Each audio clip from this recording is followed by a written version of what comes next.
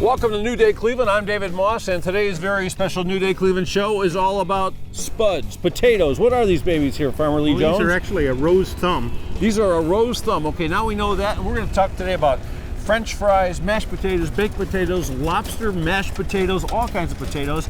And out here at Chef's Garden, this is what we're doing right now, is planting these, huh? That's right. This is actually about a 1952 John Deere potato planter. We've had to rework it a little bit, but it handles the potatoes so much more gentle. Oh, look, you can see it grabbing them in. That's right. It grabs each potato. Those are called a finger, and it picks those up and then it places them and it spaces them out, just the right spacing. And the older equipment a lot of times handles the potatoes so much more gentle than the new stuff. And it's a small unit, so you don't get the compaction in the soil. So important not to have compaction in the soil. It's wild because this looks like a red skin style potato. So, it is, right. Is this a fully mature potato from last year? You know, there's always that question of old potato, new potato. I love that. You know, and these are an old potato. These are a potato that we saved from storage from last fall that we harvested during the fall season, saved them over for seed potatoes. Mm-hmm. I look over here and I see all this stuff like under polyethylene or something like that. What's going on right there? Well, you know, it's Ohio. And we're trying to capture solar energy, but as well, we get cold nights, so we're trying to keep this. This will give us another 7 degrees of protection from the cold. How long do these have to grow to be mature then? It'll take about 3 months. 3 months. That's great. These are all old heirloom varieties. There's literally hundreds of varieties of potatoes. And what we're doing is looking for those varieties that give us the best flavor. It's not so much about how many tons per acre that it produces as it is the flavor. Okay, so these guys are out there now. The old 1952 machine might be giving them some trouble, huh? What do you think? Oh, well, that's just part of the deal. Yeah. You make adjustments as you go, right? Absolutely. So I got to watch not to walk in here because that's where the new potatoes are. That's right. Okay. We'll end up having you dig them out and replant. Hey, I love it when you come on the show and you show us all these varieties, these heirloom varieties of tomatoes, different tubers, different kinds of plants. Oh, here's one right here that got away.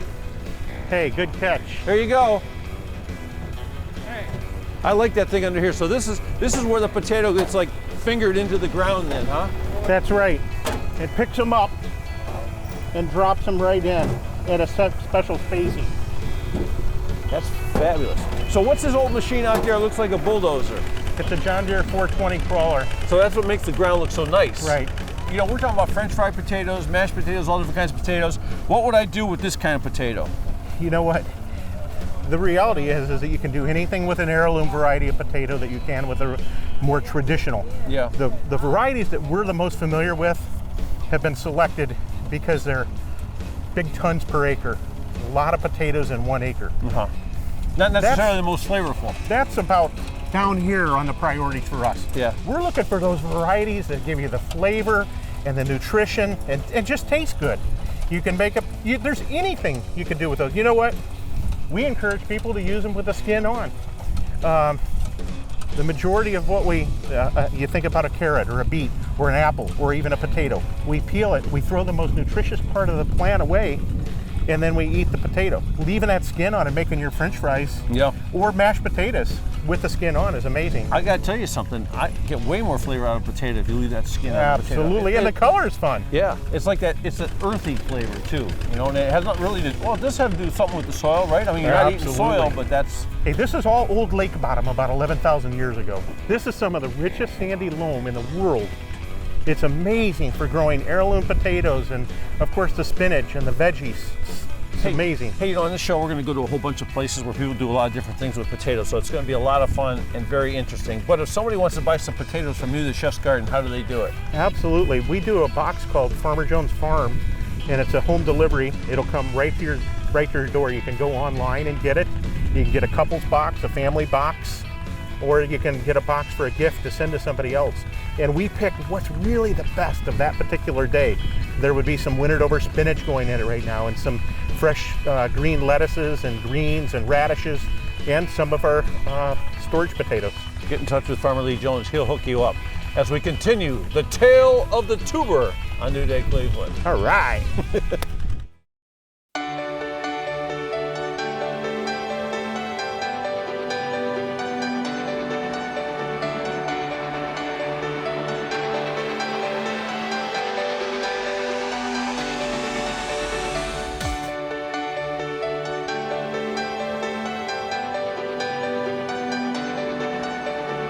Welcome back to New Day Cleveland. I'm David Moss, and of course, this is our very special show about potatoes. So, how do you serve potatoes with a hole in it?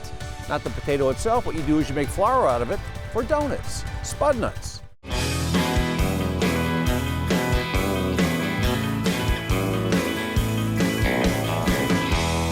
Well, I hope you enjoyed our very special show on potatoes, and we're back here where the potatoes are born in the ground at Chef's Garden with Farmer Lee Jones. And we talked earlier about these guys out there planting the potatoes.